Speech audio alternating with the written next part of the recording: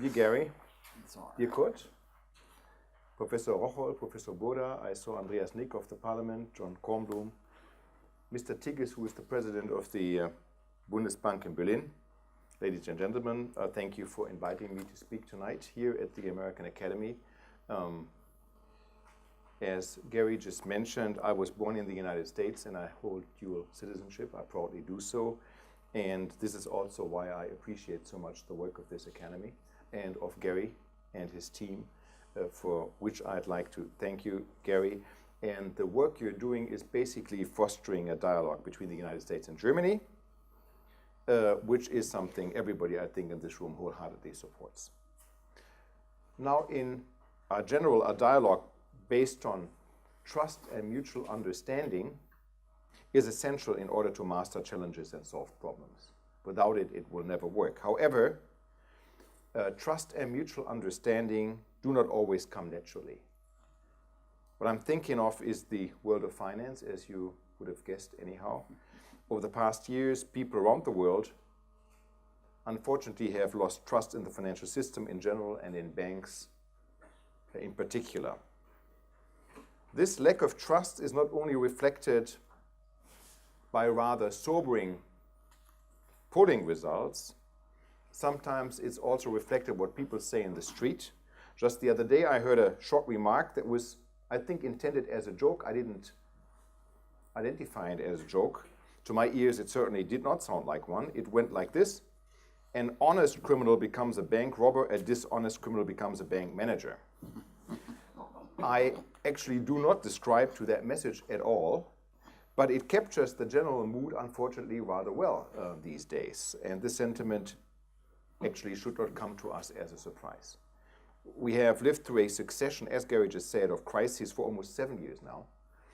Banks and the financial system have, unfortunately, been at the heart of each of these crises. Now, against this backdrop, everyone agrees that we have to reshape the world of finance. I think that's a foregone conclusion. Regarding the banks, I would argue that change has to come from within and from without.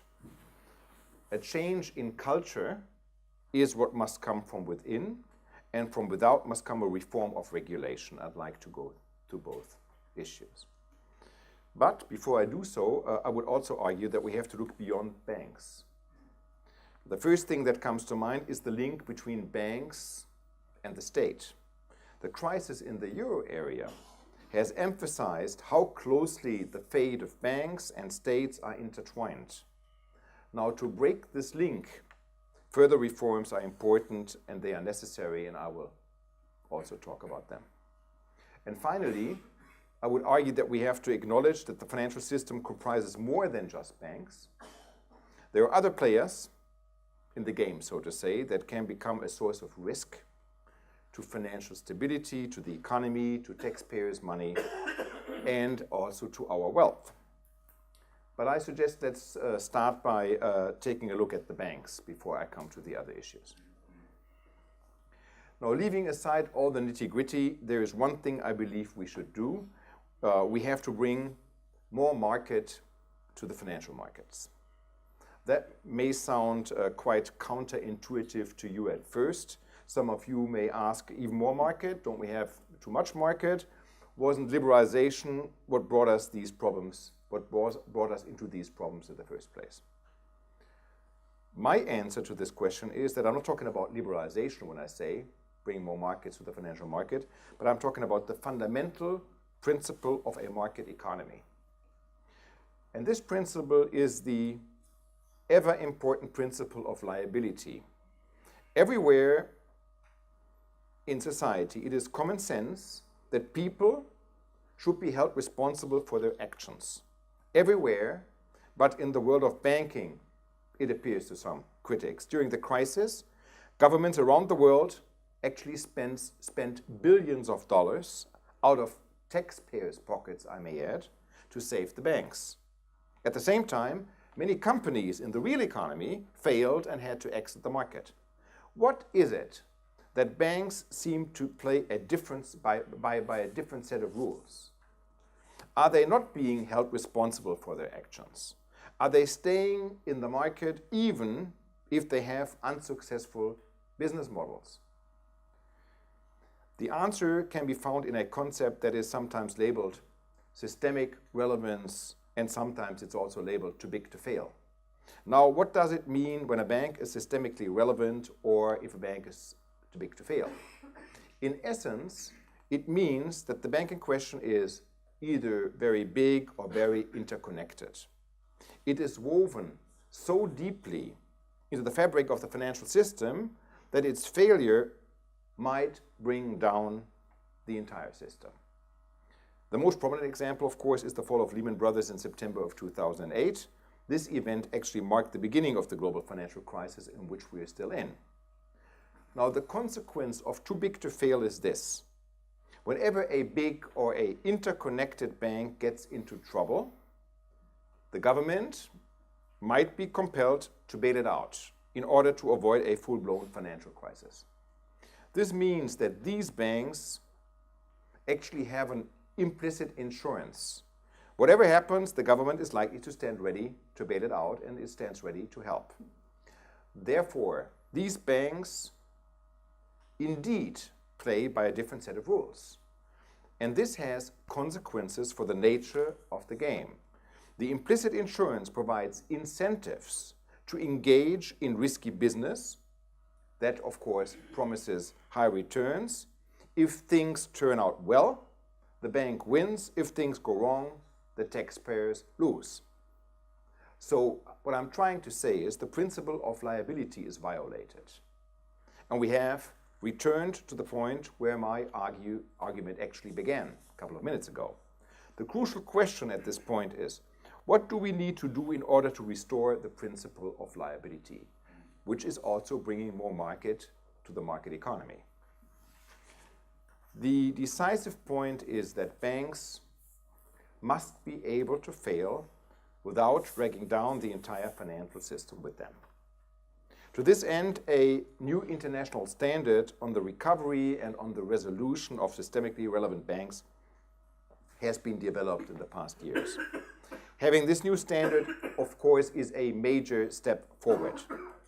At the same time, what is called single resolution mechanism will be a center pillar of the European Banking Union. It will actually allow authorities to restructure or resolve banks without putting taxpayers' money at stake.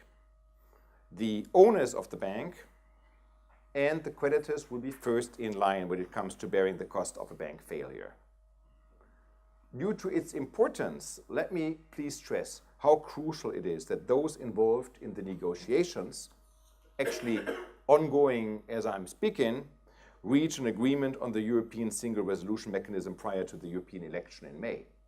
A European banking supervision simply cannot be effective without a European resolution mechanism for banks.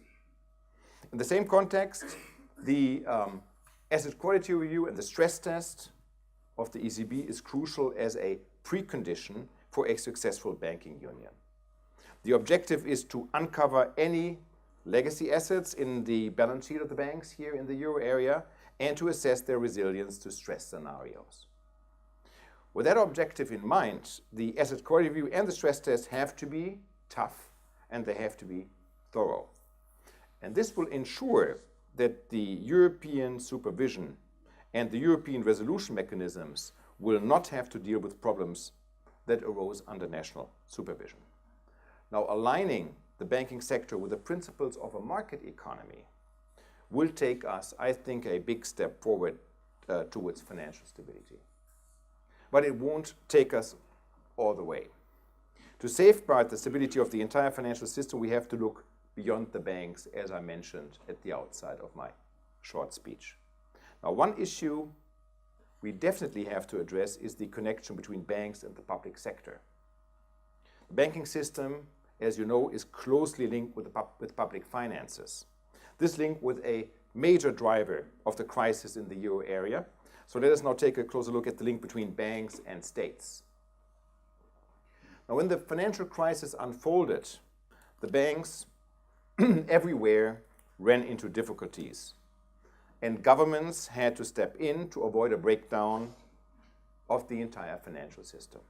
This experience is a real-world example of the too-big-to-fail problem, which I discussed a moment ago. However, saving banks is a costly endeavor for governments, as we now have learned. Let's take Ireland as an example.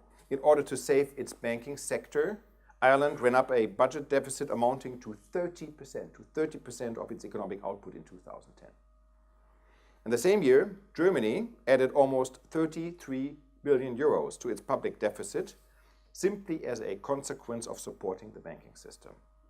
Now, obviously, saving banks puts a lot of strain on public finances. And this brings us to the other side of the vicious circle. When public finances run into difficulties, the banks are put under strain. Fiscal distress is particularly problematic for those banks that hold government bonds on their balance sheets. And it was mainly banks in the crisis countries, as well as in Italy and in Spain, which brought up large volumes of domestic government debt, even actually during the crisis. At the end of January of this year, Italians banks had an exposure to the Italian general government amounting to almost 10% of their total assets. If you look to Spain, this number is around about 9% of all total assets of Spanish banks. And it was mainly weaker banks that bought up sovereign debt. Altogether, the link between banks and states is so close that it can easily become a vicious circle. Now, to preserve financial stability, we have to break through this vicious circle from two sides, I would suggest.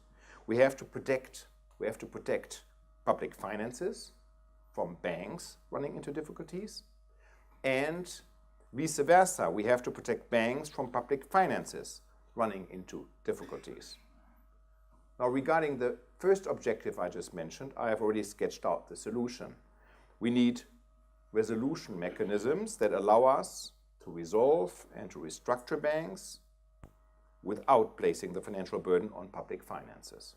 As I said before, we also need them in Europe, and we need them as soon as possible. Now, regarding the second objective, we also have to revert to regulation. We have to adapt regulatory requirements in order to protect banks from government finances running into difficulties. If we are looking to offer banks greater protection against distressed public finances, it is government bonds we must target. From the perspective of regulation, there are two factors which play a role here, at least I think so. The first factor concerns the capital of banks. Under the current regime, banks do not need to hold capital against the risks of loans to sovereigns.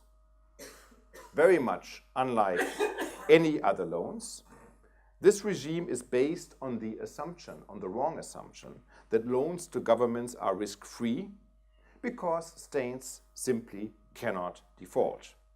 And if no losses can develop, it is not necessary to establish capital buffers. So all those who had trouble following this line of argument saw their doubts confirmed by the sovereign debt crisis in Europe. Whether we like it or not, we obviously need to rethink the assumption that loans to governments are risk-free. Consequently, it appears urgently necessary to change the rules. If banks were required to hold capital against the risk of their government bond portfolio, this would make them more resilient to fiscal distress. At the same time, banks would have an incentive not to buy such large volumes of government bonds. And this brings us to the second issue. Capital alone is not enough, is rather insufficient. A crucial tool of risk management, as I learned at least in banking, is diversification. The rule of thumb is never put all eggs in one basket, as you know. A cap on loans to an individual sovereign should therefore also be introduced, we think. Now, such caps have already been a fact of life for loans to the private sector, and they have been a fact of life to the loans to private for a long time. They prevent banks from becoming overexposed to a single borrower. This makes them, of course, then less vulnerable to the default of that borrower. And this is needed not just for private borrowers, but for government borrowers as well, we argue at the Bundesbank. Ladies and gentlemen, I've talked about banks and I have talked about states, but to reshape the world of finance, we have to reach further than that, I'm afraid. The world of finance comprises more than just banks. For example, consider the insurance sector.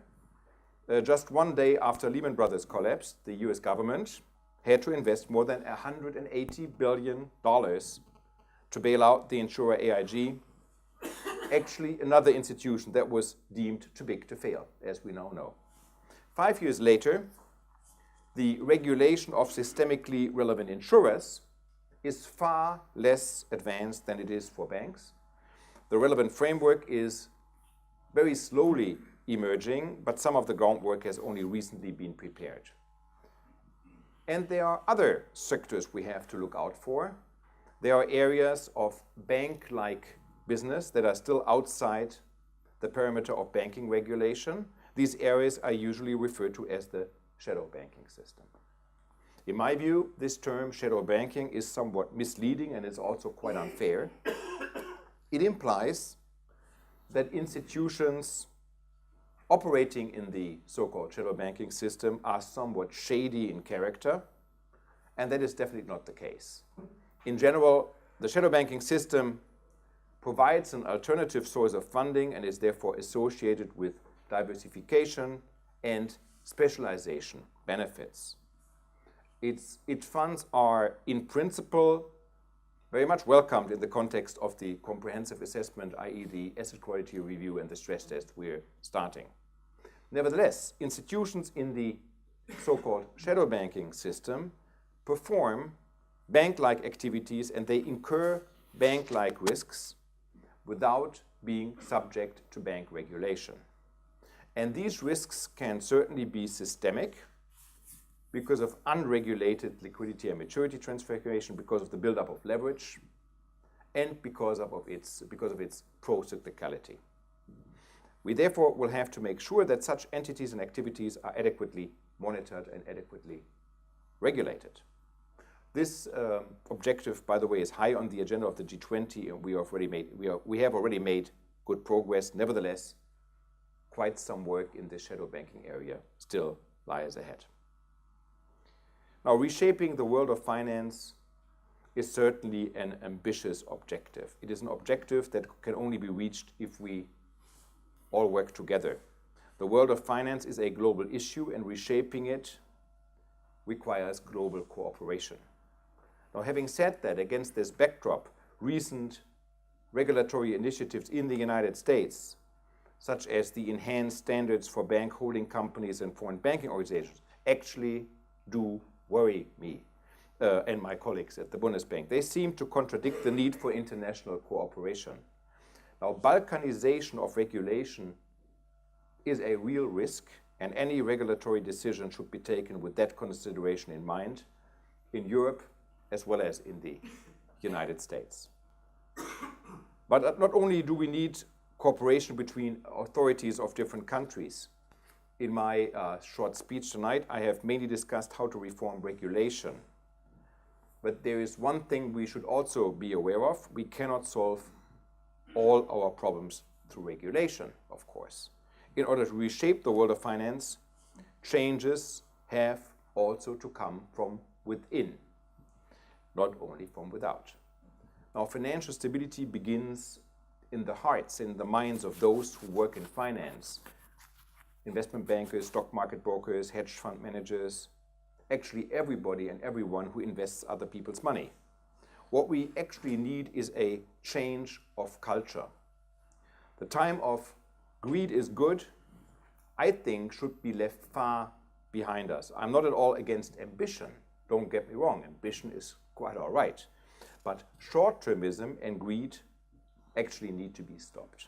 We should see the financial system for what it is, a service provider to the real economy.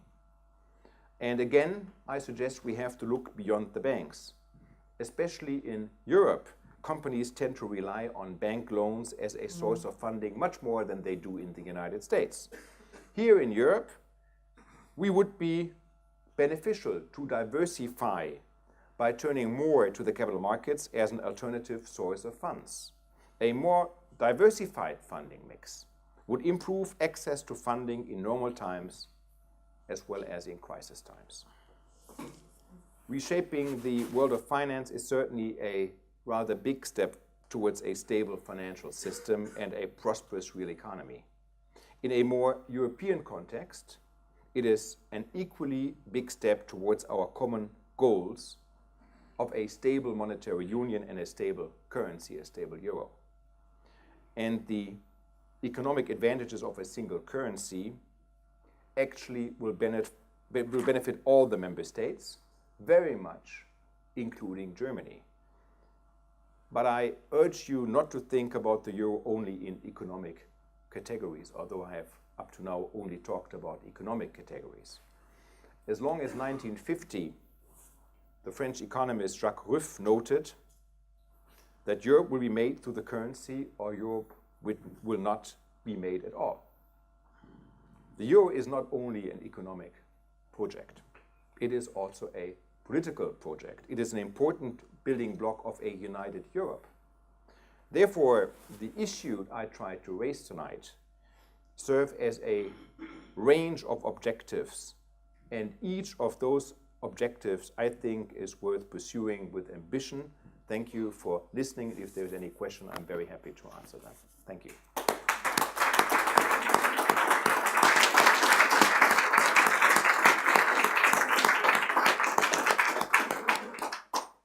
The lady has a microphone.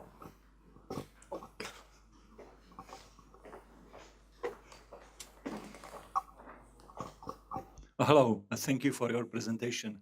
I would like to ask, I will follow up on that initial joke about who is honest criminal, the bank robber, and who is a dishonest criminal, bank manager. I think there might be more truth to it than we like to admit. Just some of the ethics studies at MBA and other finance people suggest that those people seems to be more, there is more proclivity to this. But I would like to ask you about one thing that I have been observing for many years. It's pressure from United States, from the Fed, from the Treasury Secretary, and generally from Washington and from London. Pressure on European Central Bank, pressure on Germany as a leading economy of continental Europe, as far as to expansionary monetary and credit policy. And I would like to know, I think it's when we want to have a responsible banking and reform banking, we have to do more of an approach that European Central Bank or Germany and continental banking sector does than what the US does. Thank you. Yeah, thank you for your question. Let me start by saying that it is my view that extraordinary times ask for extraordinary measures. What we've seen in the global financial crisis from 2008 onwards after the fall of Lehman Brothers, but then also from 2010 onwards, May 2010 onwards, in the European sovereign debt crisis, what we've seen in this crisis is quite extraordinary. The measures which were taken by the Fed, by the Bank of England, by the European Central Bank, and by other central banks, I think are justified given the severity of the issue. By the way, it was not only the central banks who responded to that, it was also, of course, the governments and states which rescued their banking systems and did a lot of investment in the real economy.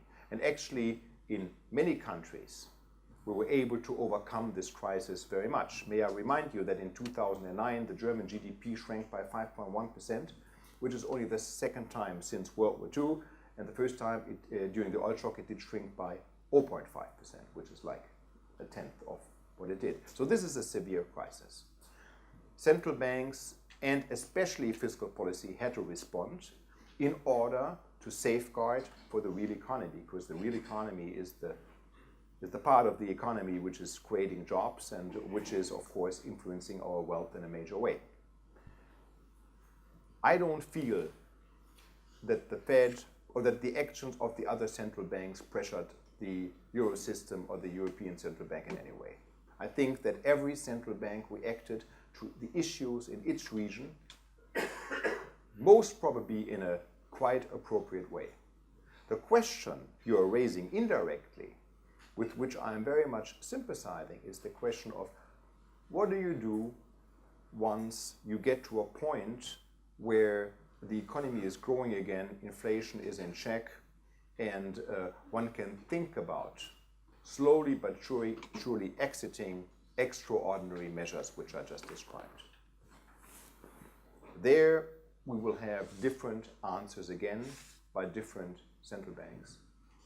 We are seeing that the Federal Reserve has started to slowly exit, to taper actually, its acquisition programs in the bond markets and in the government bond markets as well as the mortgage bond markets. We're not that far yet in the Eurozone, although we're not buying any government bond right now. But we will have local and regional responses by central banks to that. But one thing has to be clear. We have to exit this extraordinary, expansionary policy, monetary policy over time. And we have to find the right time slot, which is different in different regions. And there is not a one-size-fits-all monetary response globally, of course. But we need to have the courage, as much as the central banks had the courage to pump liquidity into the market when there's a crisis, the central bank needs the courage to also withdraw when the time is right.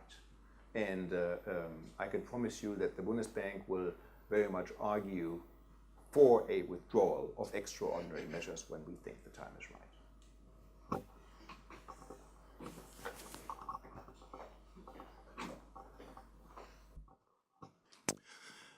If I may take you up on the start when you said more market for the banks, I think I didn't hear you talk about equity for banks. And Professor Hellwig, I think, is a proponent of using the regular equity share for companies to make sure that you do not get into the too big to fail situation because you just don't have enough equity if there's a crisis.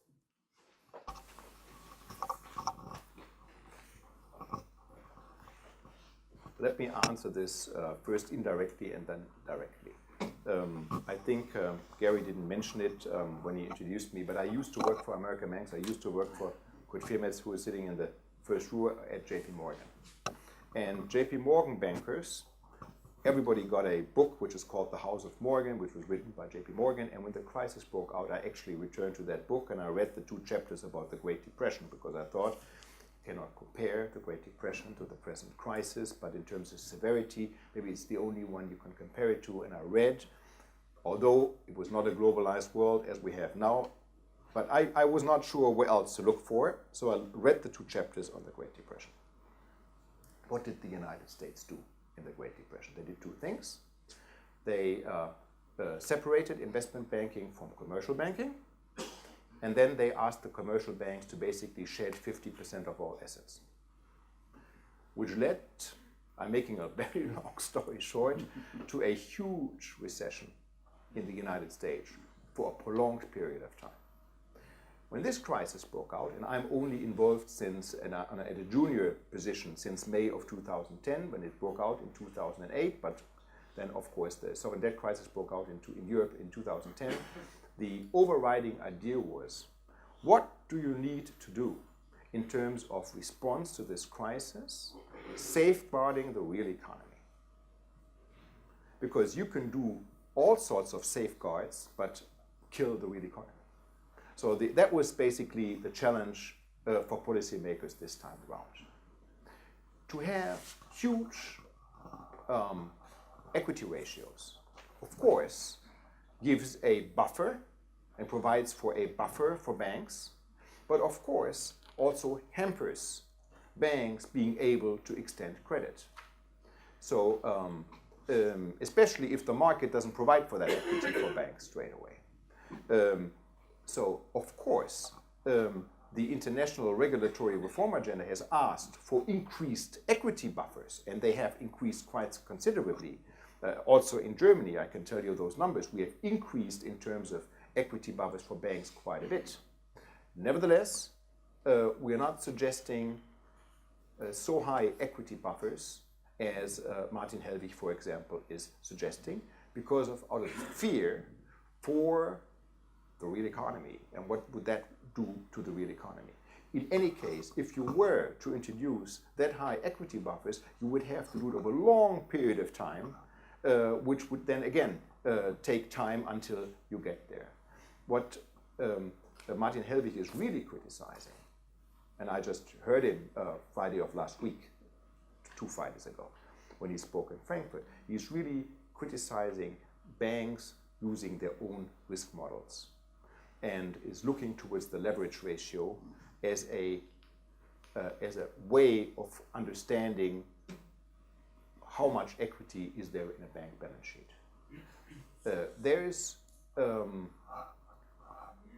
There are good reasons to criticize banks for using their own bank risk models. The Basel Committee has actually found out, if you look at a certain number of banks and you give them the same portfolio of credit, you find yourself in a position that they value it all very differently, and that doesn't give you a very comfortable response to what they're doing. The leverage ratio, where you basically look at the amount of equity compared to the total assets of a bank, does not at all differentiate between the assets, which means that whether you have cash on your balance sheet or you have the most structured of all structured notes of your balance sheet, each dollar is a dollar. And then you may wonder, are you incentivizing to buy structured notes? Because the riskiness of that structured note is, of course, much higher, rather than holding cash. So the risk models, we think, and actually most of the policymakers in the central banking arena think, the risk models, that you apply the risk to a certain loan, the underlying risk, and you have a haircut according to that risk, which in case of cash is almost zero, and in case of a very high structured note is much higher. May not be a perfect system, it's evolving all the time, but it's much more adequate to capture the risk inherent in a balance sheet of a bank than a pure, crude, simple leverage ratio. Having said that, though, it makes a whole lot of sense to sort of have risk models and at the same time have a leverage ratio just to check how much leverage is in a bank and that make it transparent. And we have actually decided at a meeting earlier this year that not only the leverage ratio, i.e. the total assets of a bank compared to the equity, is going to be published, but also a second ratio will have to be published, which is the total assets of a bank plus all outstanding derivatives which are not accounted for in the balance sheet, and then to the equity. That is not something we're going to regulate against, but the transparency, of course, will make analysts and watchers in the market, make them aware of what kind of potential risk is there and why do banks have big deviations. And there's going to be a discussion about this, which we actually want to have through that transparency. So very high levels of equity without taking into account what kind of business model does this bank have and how risky are their assets is not really what we're having in mind when we think about risk adequate regulation.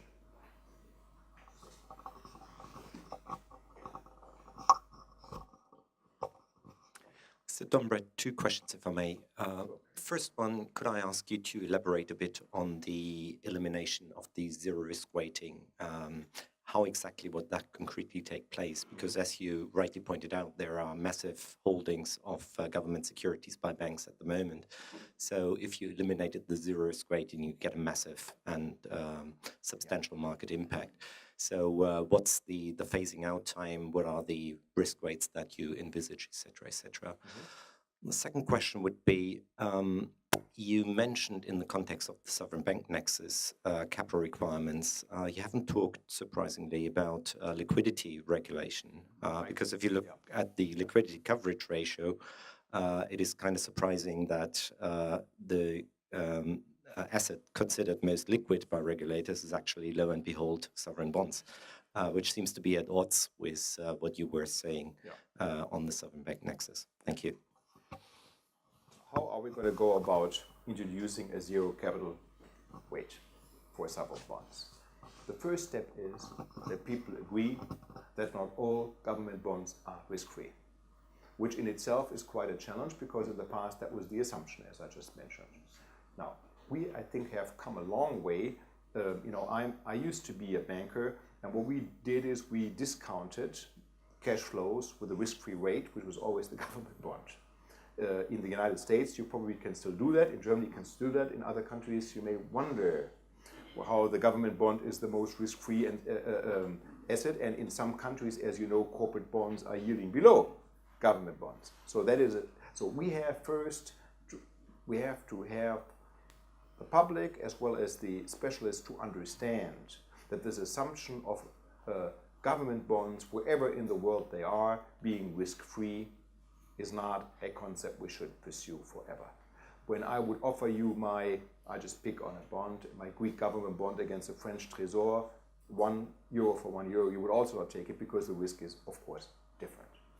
Now, once we have done that, once we have convinced the public and the policymakers that the risk-free assumption is not an assumption we should perform, we then have to make sure that we find a method which is globally accepted. I talked about the balkanization of regulation, and if we introduce something in Europe and the United States does it totally different, then we are nowhere, or the other way around. So we have to make sure that we find common ground on that regulation. Now, the place for this to be found is in the Basel Committee. That is where it will be at some point on the agenda. It's not on the agenda yet, but that is to come. We also have this discussion in the context of the asset quality review and the stress test we are just performing in Europe, in the euro area actually. So the question will be, when we look at the banks, the 128 banks, which will be then regulated by the European Central Bank once this period of 1 year is over, at the beginning of this year. So the market will ask us, did you look at bank A, B, C, D, and E by performing a stress test on their sovereign bonds? And they are sizable, as I just mentioned, in some countries. Very, very large positions of their total assets. There's no equity against it whatsoever. So that is another question where this topic will be introduced. So I cannot foresee how long the phasing in will be. It will have to be quite a long phasing in. All finance ministers are against it because they are financing themselves through government bonds. So the support from the finance ministers will be limited, to say the least. But the most important thing is that the public understands that the concept of this being risk-free is the wrong assumption. And then we're going to go a long way over time. With regard to liquidity measures and liquidity ratio, that is correct, that sovereign bonds are meant to be the most liquid, which is of course true for the highly rated, AAA rated or AA plus rated in the case of the United States government bonds.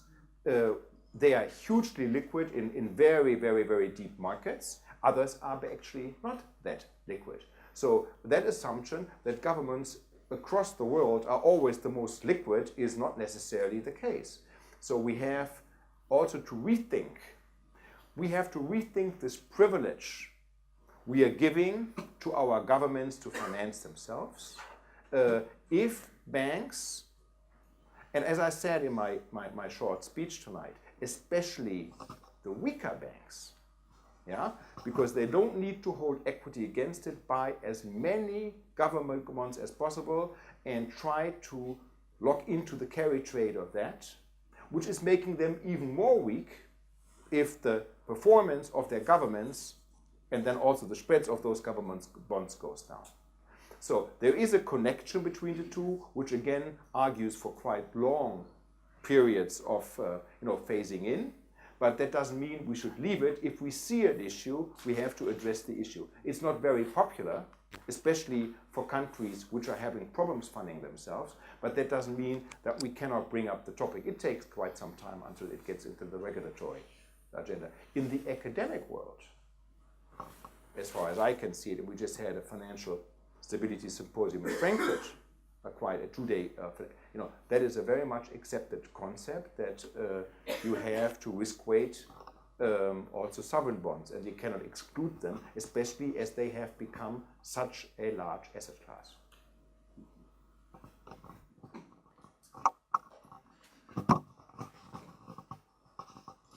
Hello, I'm a legal counsel to a bank. I'm one of the many employees that need to implement over 77 rules and regulations that come from the EU and that need to be implemented in Germany, and also cross-border implications such as the Dodd-Frank Act and EMIR regulation. That's not a European legislation. No, but we need it's to. even longer than all European legislation we Yes. ever would write. But still, we're missing the extraterritoriality rules, cross-border implications, and that has led us to stop trading with American banks because we do not know how to implement this. And also, many of these rules and regulations contradict each other or override each other, and they are not clear. We need to wait for regulatory standards, and then even these are not clear. We have to wait for questions and answers from the ESMA. So these questions and answers also become law for us, and we have to follow up, even though these questions and answers have never passed Parliament. And I'd like to reiterate your issue that you'd like to bring more market to the financial market, but I believe that for small banks, all these regulations will be way too tough. They will need to cut down on their products and maybe even close down because they're not able to fulfill all these regulations. Yeah, I didn't. The question basically is regulation going to stop, or was that your question, or is that going to decrease? More in favor of a simpler, very Yeah. or fewer rules and regulations that would be more transparent. Yeah. Everybody, I think, agrees, and nobody will ever contradict you. Easier said than done, and especially if you have this balkanization of regulation, it becomes very, very difficult that countries are competing with each other in terms of regulation, which makes this ever so difficult. I'm not a lawmaker, I'm a central banker, so you have to look to the finance ministries and treasuries of this world for the lawmaking in terms of financial regulation. But I can only tell you what I'm concerned about is that regulation gives the right incentives, economic incentives. If it becomes intransparent, it cannot be the right economic incentive, or not even the right legal incentive, as you can imagine.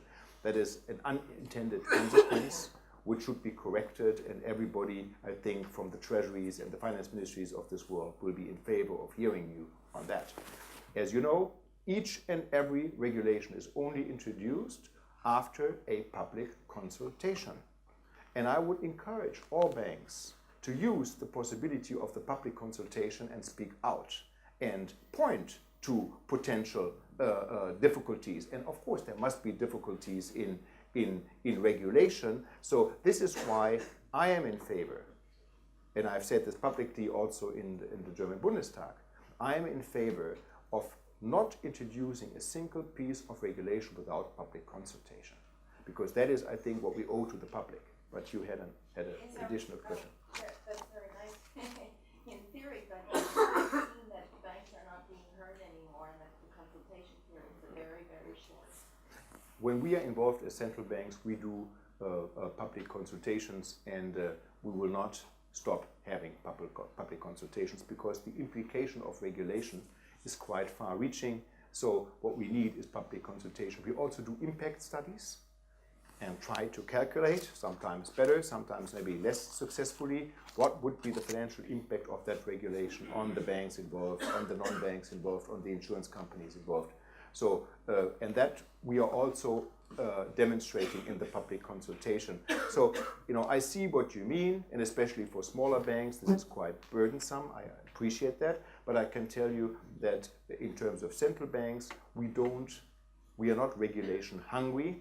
If I may remind you, I just said in my short intervention tonight that we cannot solve all problems through regulation. So we also have to face, though that's not an excuse, but just a reminder, that the banks have brought us into such a problematic situation. Not all banks, of course, but some banks that globally, millions of jobs were lost, actually. So I wonder, what is the right response?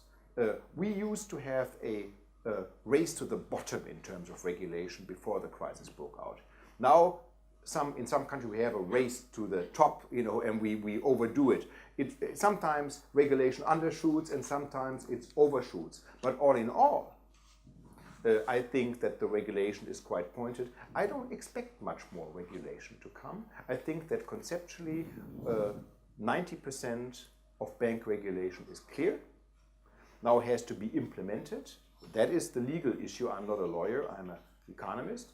So you will see more rules, but not in terms of conceptual, of concepts of what policymakers would like to regulate. Regulation is not a very sympathized topic with banks, but the society and the cost of the society, the cost on society through bank failures was that dramatic that there is an expectation on regulation. And Mr. Helwig, the one question, is suggesting to have an equity ratio of 20 to 30%. That we are withstanding, as I just said.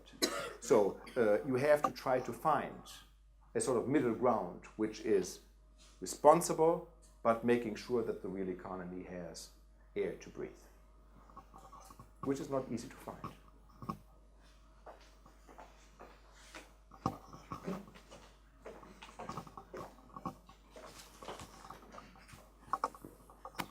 Yeah, thank you. Manfred Nitsch. I've been a professor of economics here at Freie Universität in Berlin, and I wonder whether you could take up some of the controversial points now in the public discussion.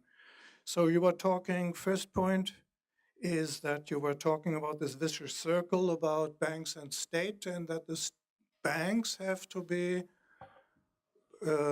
somehow go into bankruptcy without too much trouble. Now, collective action clauses are in place nearly all over the world. Wouldn't you like to say something about sovereign bankruptcy and sovereign debt resolution in order to close this vicious circle? Mm-hmm. The second one would be FTT, financial transaction tax, which lingers along since Tobin suggested it 30 years ago, and so I've been following that in the classrooms for many years. And the Troika criteria are also, the third point would be Troika criteria. It's only the creditors which are being sent there. And the European Parliament is trying to get a hold of one of the seats, at least in the Troika, or in similar excursions.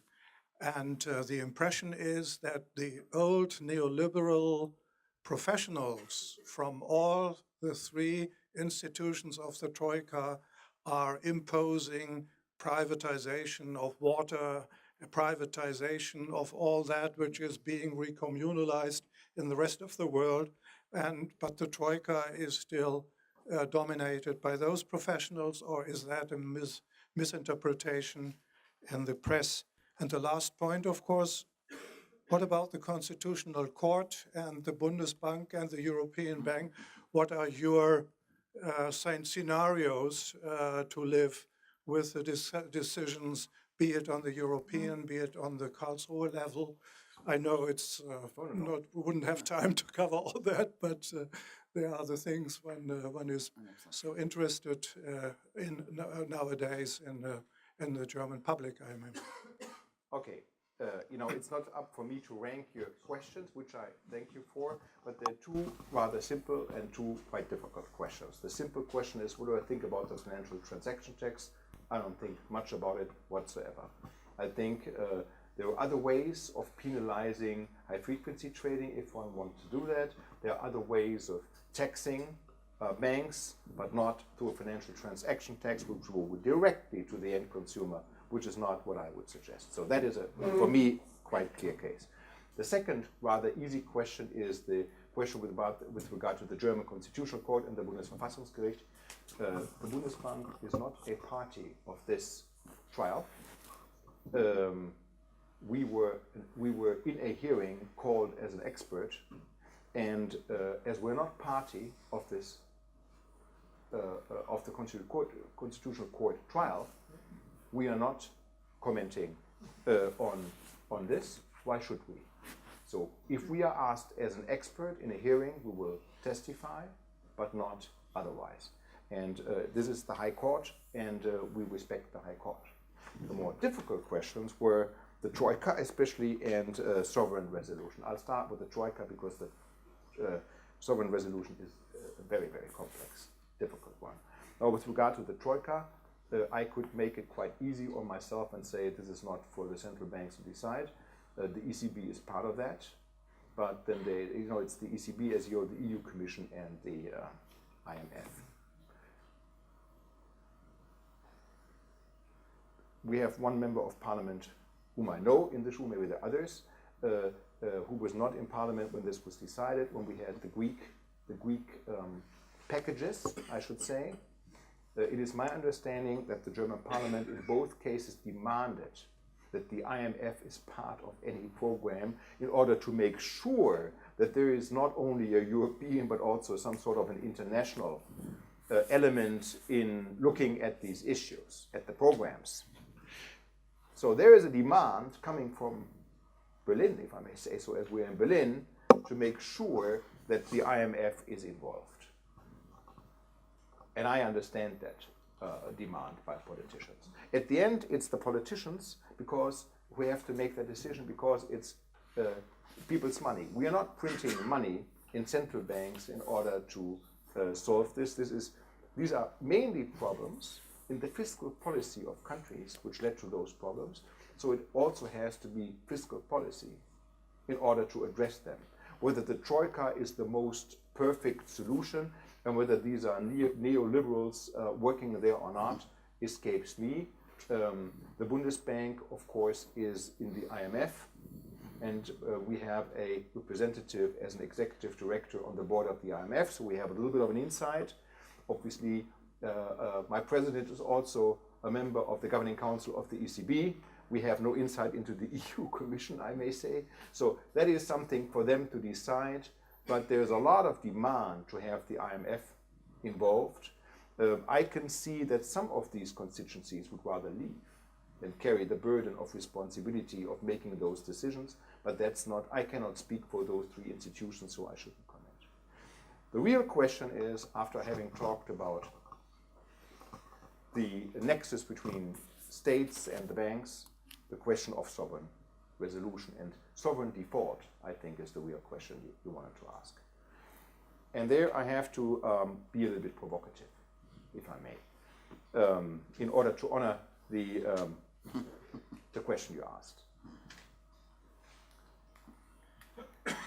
In the euro area, given the problems we're in and the crisis we're in, there are two ways to overcome the issue we have with the framework in the euro area, the institutional framework. Because it is also the institutional framework which creates this sort of a confidence crisis the euro area is in. And the two ways to address this is the following. One step back, obviously the main weakness of our monetary union is that we have a centralized monetary policy and decentralized national fiscal policies. And then there is an imbalance between those two. Nowhere else we have this in the world. So there we have a framework, which is the Stability and Growth Pact, which actually didn't really work, as we all know now. So the real question is, what do we do about this? And there are two ways of going about this. option number one, if you have a centralized monetary policy, you centralize, so to say, the fiscal policies. You take the national fiscal policies of the 18 member states and you sort of centralize them to the European level. To make a long story short, that would mean, of course, giving up sovereignty in terms of fiscal policy. And if I look around Europe or the euro area, I don't see any country, including, by the way, Germany, which is willing to give up its sovereignty in terms of fiscal policy. Whether one likes this or not is a totally different story. I don't see any country being prepared, giving up their fiscal sovereignty. Which then leads you with the other option, which I'm describing now, which is, okay, you say we have a Maastricht Treaty. Maastricht Treaty didn't work perfectly well. There was an issue. So we sort of reshaped Maastricht, tried to fix the problems we have with Maastricht. Let's call it a Maastricht 2.0, yeah, and strengthen the rules of the Stability and Growth Pact and try to make it work the other way. But we leave fiscal policy at the national level. We, of course, leave monetary policy on the central level. We leave it where it is, but we fix the issues. Now, one of the most constitutional elements of the Maastricht Treaty is the no bailout clause. It is. It is for sure a principle of the Maastricht Treaty. Now, if you say, I don't really see a tendency to centralize fiscal policy, so I have to leave it at the national level, and I have to live by Maastricht, that would mean that you have to take the no bailout principle of sovereigns more serious. Which means that you would have, nobody wants that, don't get me wrong, of course, you would have to take the possibility of a sovereign becoming insolvent as a ultimate rule of responsibility, so to say. Otherwise, you always have a bailout. Then, of course, you never have a sovereign default, but then you have a bailout, and you don't honor the no bailout. The question, of course, is how would you have, nobody wants that, yeah? But how would you have a sovereign default in the euro area without the rest of the euro area having contagion effects, or that the entire euro area goes under? So the same too big to fail or systemic relevance issue I mentioned vis-à-vis banks, also to states. And that's a big topic. Actually, we saw it in the case of Cyprus, because Cyprus had a banking system which was 7 times larger than its GDP, which means that by definition, the Cyprus state was not able to shoulder a problem in its banking system by itself because it was just not capable of doing so. So this system was always had to rely on European help because the banking system was ever so large. That is, of course, something we cannot accept. We cannot accept that countries, I'm not talking about the Cyprus case, but I'm talking in general, that members of a monetary union exploit the monetary union by risking the wealth of the entire monetary union. So that would be my very provocative but clear answer to your question. Should sovereign defaults be possible? Nobody wishes them, of course. The principle, of course, you as an economic professor knows that a country always has the possibility to raise more taxes than it expends, in theory. But you have to have the willingness to sort of collect the taxes, and implement those rules. But there is a major issue. If you say you cannot centralize fiscal policy because it's not realistic, but you have a no bailout principle, what do you do about that? And that's what we have to face, that there is a no bailout principle for good reason, because otherwise you have already mutualized responsibility without having a fiscal union, which is not what the founding fathers of the monetary union actually had in mind. There's no question that the topic you've chosen tonight is too big to fail as a subject discussion. Right? And we could go on for a long time. Andreas recently published a book, I guess just a few months ago. The stability of the financial system, illusion or feasible concept? Question mark. Which I found very healthy, because it does show a healthy realism about what is wishful thinking, the culture within the banks, what is not wishful thinking. Some of the authors are here. You addressed at the end the question of spillover. Michael Berta has written about that in the audience.